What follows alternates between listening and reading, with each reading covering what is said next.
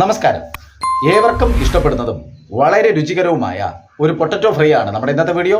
എൻ്റെ പേര് ഈശ്വർ പ്രസാദ്. രുചിലോകത്തേക്ക് സ്വാഗതം. ഒരു പാത്രം അടുപ്പത്ത് വെച്ച് അതിലേക്ക് 2 കപ്പ് വെള്ളമൊഴിക്കാം. ഇനി ഇതിലേക്ക് കഴുകി വൃത്തിയാക്കി കട്ട് ചെയ്ത പൊട്ടറ്റോ ചേർക്കാം. ഇതിൽ മീഡിയം സൈസ് 3 പൊട്ടറ്റോയാണ് എടുത്തിരിക്കുന്നത്. ഈ 3 പൊട്ടറ്റോ നീളത്തിൽ അരിഞ്ഞ ശേഷം അതിനെ വീണ്ടും 2ആയി കട്ട് ചെയ്തതാണ്. നിങ്ങളുടെ ഇഷ്ടാനുസരണം ഉരുളക്കിഴങ്ങ് ഏത് രീതിയിൽ വേണോ കട്ട് ചെയ്യാം.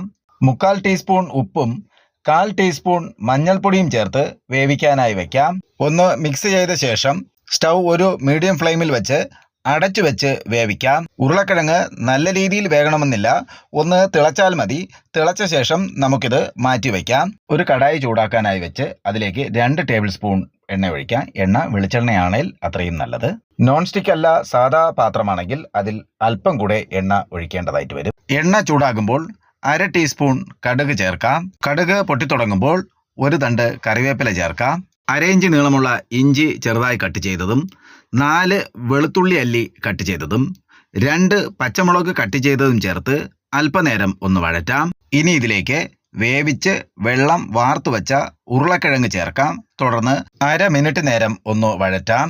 1/2 ടീസ്പൂൺ മുളക് പൊടിയും 1/4 ടീസ്പൂണിൽ താഴെ ഗരം മസാലയും 1/2 ടീസ്പൂൺ കുരുമുളക് പൊടിയും ചേർത്ത് നല്ലപോലെ വഴറ്റിയെടുക്കാം. തുടർച്ചയായി 2 മിനിറ്റ് നേരം വഴറ്റുക. അപ്പോഴേക്കും കിഴങ്ങ് നല്ല രീതിയിൽ വെന്തിട്ടുണ്ടാകും. ആദ്യം തിളയ്ക്കുമ്പോൾ തന്നെ ആവശ്യത്തിന് വേവുണ്ടാവും. ഇത്രയും സമയം വഴറ്റുമ്പോൾ തന്നെ ബാക്കിയും വെന്തിട്ടുണ്ടാകും. ഇനി ഇതിൽ ഉപ്പ് നോക്കാം. നമ്മൾ ആദ്യം ആവശ്യത്തിന് ഉപ്പ് ഇട്ടിട്ടുണ്ട്.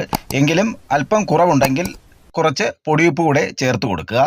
കിഴങ്ങിലെ ഈർപ്പം മാറുവാനായി കൃത്യം 1 മിനിറ്റ് നേരം അടച്ചു വെച്ച് വേവിക്കാം.